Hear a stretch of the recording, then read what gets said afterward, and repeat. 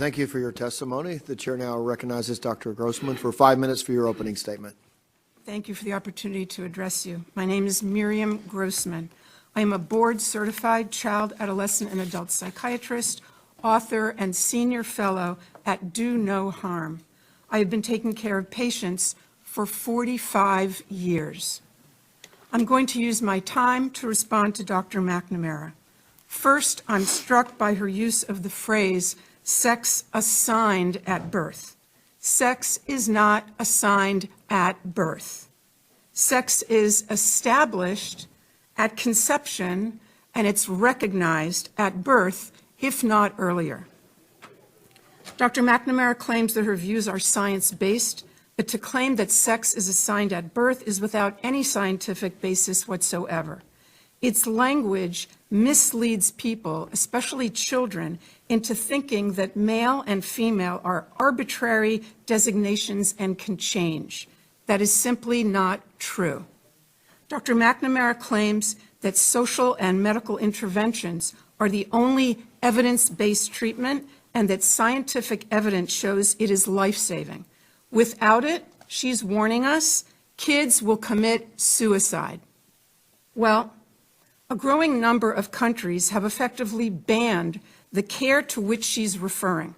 And thank God there's been no wave of suicides or other mental health catastrophes. 3 years ago, Finland placed strict limitations on medical interventions for minors. Sweden did the same thing after a 14-year-old girl was found to have osteoporosis and spinal fractures from puberty blockers. An investigation concluded, quote, the risks of anti-puberty and hormone treatment for those under 18 currently outweigh the possible benefits.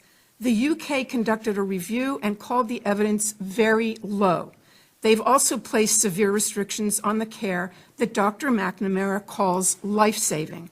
Norway also analyzed the data and has made similar changes in policy.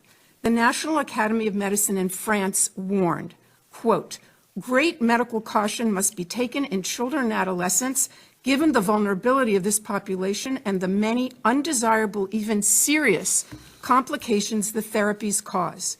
Doctors in New Zealand and Australia have published similar statements. Is Dr. McNamara suggesting that all these countries are rejecting evidence-based treatment and placing their kids at risk of suicide? Regarding that point of view, Finland's gender expert, Dr. Rita Kaltiela, said, quote, it's purposeful disinformation, the spreading of which is irresponsible. All 7 countries, and Florida too, of course, concluded that kids don't need their development interrupted, the girls don't need their periods stopped and their voices lowered, and the boys don't need to grow breasts. I have other objections to Dr. McNamara's testimony. She insists that her position, only hers, represents standard medical care. What she doesn't want you to know is that there is no standard. There's a debate. There's a fierce debate. And on the side opposite her stand such prominent figures as Stephen Levine, Kenneth Zucker, Paul McHugh, and James Cantor, among others. These doctors are giants in the field. They have been treating transgender patients and gathering data and publishing papers about them, but since before Dr. McNamara was born. The point is that those veteran clinicians and others who have wisdom and experience are ignored because they disagree with the current narrative. They're against medical interventions for the same reason those 7 countries are. There is no evidence of long-term benefit, but there is evidence of harm. I'll end by quoting Jamie Reed, the courageous whistleblower from the Children's Gender Clinic in St. Louis. I believe that that hospital receives the medical education funding that we're discussing today. She said that doctors at that clinic said, we are building the plane while we are flying it. We are building the plane while we are flying it.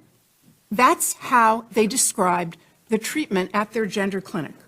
Our precious tax dollars should not support such a perilous experiment. Thank you. Boys have a penis, girls have a vagina. Thanks for the tip.